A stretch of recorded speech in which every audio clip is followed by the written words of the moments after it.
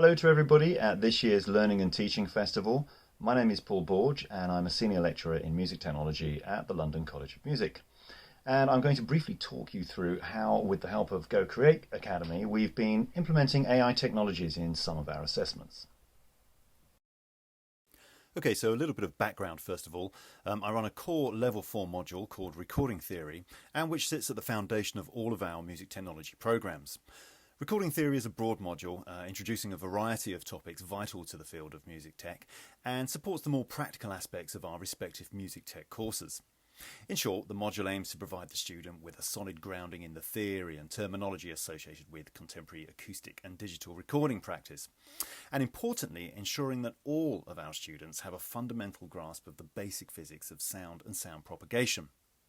As such, the annual cohort is large, with between 140 and 180 students taking this module each academic year. When I took over the module, the core assessment task took the form of a 2,000-word essay, where students were required to set out a plan for how they would design and equip a theoretical recording studio.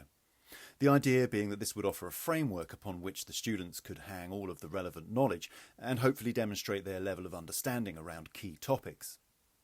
However, we found that this type of assessment is not really appropriate to the curriculum for a number of reasons.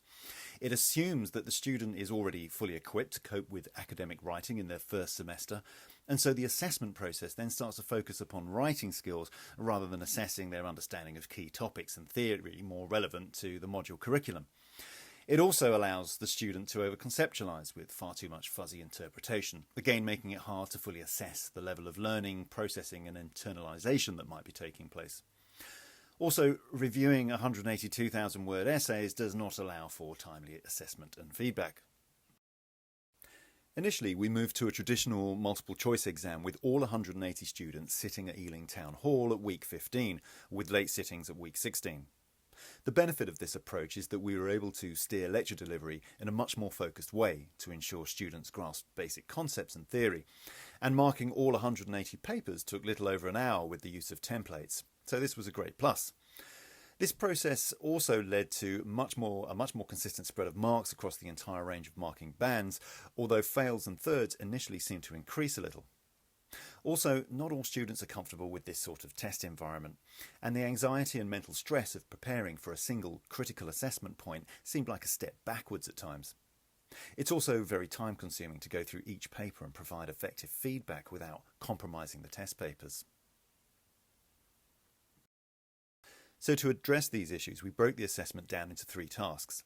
A1, weighted at 30%, offered the student an opportunity to engage in some light analysis with room for interpretation by deploying a more conceptual-based task at week 5. This, of course, gets some early points on the board and builds confidence.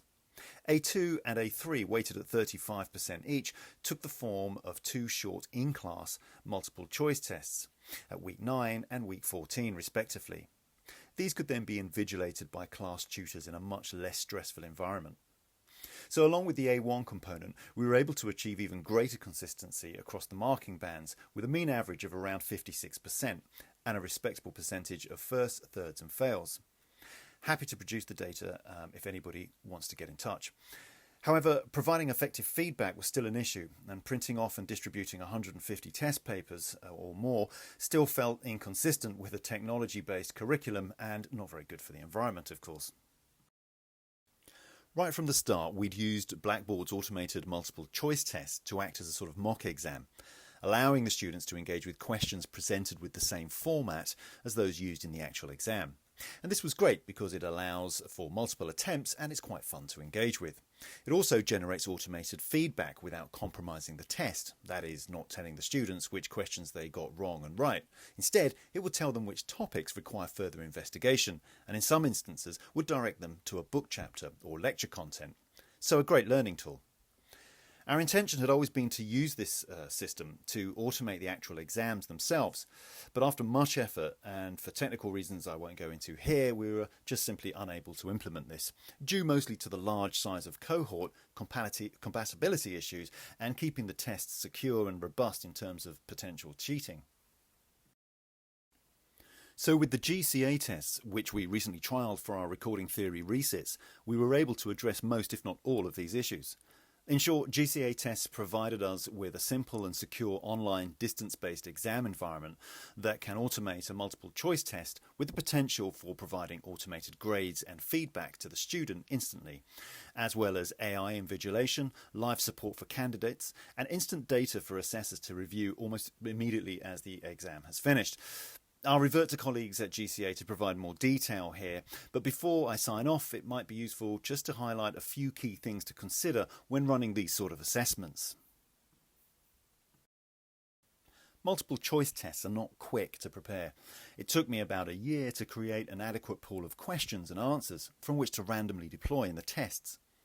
A degree of research into the nature of multiple choice tests is also necessary, and learning how to compose questions so that they don't trick or try to trip up the student, but instead encourage problem solving based upon intelligent reasoning and appropriate revision time is what you're really aiming for. You'll need to bring in the help of fellow experts and experienced teaching staff to help compose these questions and test them out on each other. Generic yet informative and constructive feedback should also be prepared in advance. So here are a couple of examples of what your feedback might look like. And as you can see here, the idea is to provide constructive feedback without compromising the integrity of the test. Test questions take time to prepare, and so you need to compose enough questions so that the system can randomize these with each individual sitting. You also need to factor in a clear assessment timetable that allows for late sittings, mitigation attempts and resits, of course. And working closely with the GCA, clear and detailed instructions should be made available well in advance. So to ensure your module or course accommodates all learning profiles, I would also recommend a conceptual element as part of the assessment structure, such as Assessment 1 highlighted here, with a suitable and fair weighting applied. Of course, this sort of assessment structure is not appropriate to many practical courses, but hopefully this brief presentation gives some insight into how AI might support certain course modules of fact-based theoretical nature.